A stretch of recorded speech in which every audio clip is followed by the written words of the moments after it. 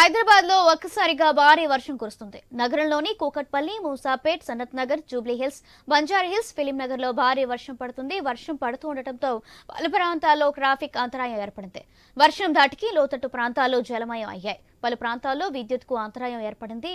GHMC విపత్తు నిర్వహణ బృందాలు రంగంలోకి దిగి సహాయక చర్యలు చేపట్టాయి. తెలంగాణ వ్యాప్తంగా నైరుతి రుతుపవనాలు విస్తరించిన నేపథ్యంలో మరో 3 రోజుల పాటు భారీ వర్షాలు కురుస్తాయని హైదరాబాద్ వాతావరణ కేంద్రం వెల్లడించింది.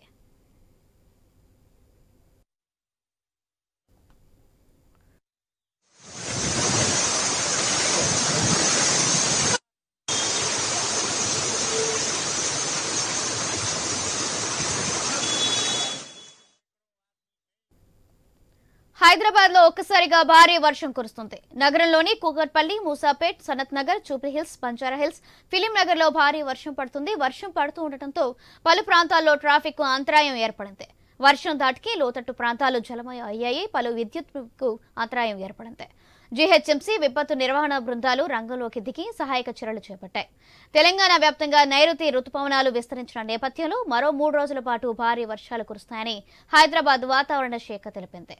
రైట్, ఇదే అంశానికి సంబంధించి మా బ్యూరో చీఫ్ రాజు అందిస్తారు. రాజు, తెలంగాణలో ఏర్పడినటువంటి నైరుతి రుతుపవనాల ప్రభావం కారణంగా ఈ రోజు ఉదయం నుంచి కూడా వాతావరణం మొత్తం హైదరాబాద్ నగరంతో పాటు రాష్ట్రంలో పలు చోట్ల చాలా కూల్ గా ఉన్నటువంటి పరిస్థితి మనం చూసాము. దీనికి సంబంధించి ఇప్పటికే వాతావరణ శాఖ కూడా 2 రోజులుగా హెచ్చరికలు జారీ చేస్తా ఉంది. 3 రోజుల పాటు భారీ వర్షాలు ఉండే అవకాశం ఉందని చెప్పేసి కూడా వాళ్ళు వాతావరణ శాఖ ఇప్పటికే హెచ్చరికలు జారీ చేయడం జరిగింది. దీనికి అనుసరంగానే అధికారికంగా అధికారులు కూడా కావాల్సిన ఏర్పాటు చేసి పెట్టుకున్నటువంటి పరిస్థితి మనం చూస్తా ఉన్నాం.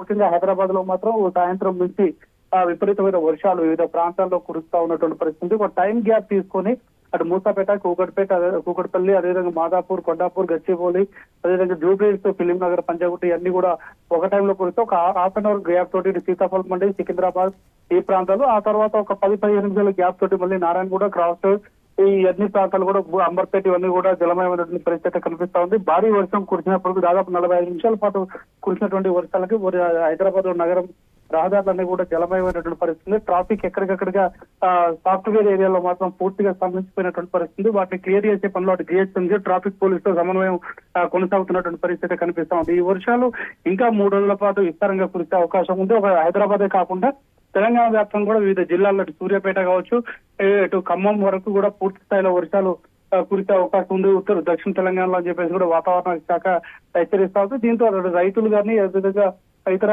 కార్మికులు ఎవరైతే వివిధ పనులకు వెళ్లే వాళ్ళు ఉంటారో వాళ్ళతో కూడా జాగ్రత్తగా అప్రమత్తంగా ఉండాలని చెప్పేసి, విద్యుత్ స్తంభాలకు దూరంగా ఉండాలని చెప్పేసి ఇప్పటికే అధికారులు ఆదేశాలు జారీ చేసినటువంటి పరిస్థితి. రెవెన్యూ అధికారులు కూడా ఎక్కడికక్కడికి కూడా చెరువుల కట్టలకు సంబంధించినటువంటి పనులను కూడా మరమ్మతులు తీసుకోవడం జరుగుతూ ఉంది. వాటిని అంటే కరకట్టలు ఆనకట్టలు తెగిపోయేటువంటి ప్రమాదం ఉంటే వాటిని సవరించుకోవాల్సిన అవసరం ఉందని కూడా ప్రభుత్వం ఇప్పటికే ఆదేశాలు జారీ చేసింది. కాబట్టి కురుస్తున్న వర్షాల ద్వారా అత్యవసర పరిస్థితి అయితే తప్ప ప్రజలు ఎవరు కూడా వాహనాలు వేసుకొని బయటికి రాకూడదు, కొత్త సమస్యలు తీసుకురాకూడదు అని చెప్పేసి కూడా అధికారులు చెప్తా ఉన్నారు. దానికి అనుగుణంగా ఇటు జిహెచ్ఎంసీ హైదరాబాద్ లో మాత్రం కొన్ని ఏర్పాట్లు చేస్తున్నటువంటి పరిస్థితి కనిపిస్తా ఉంది.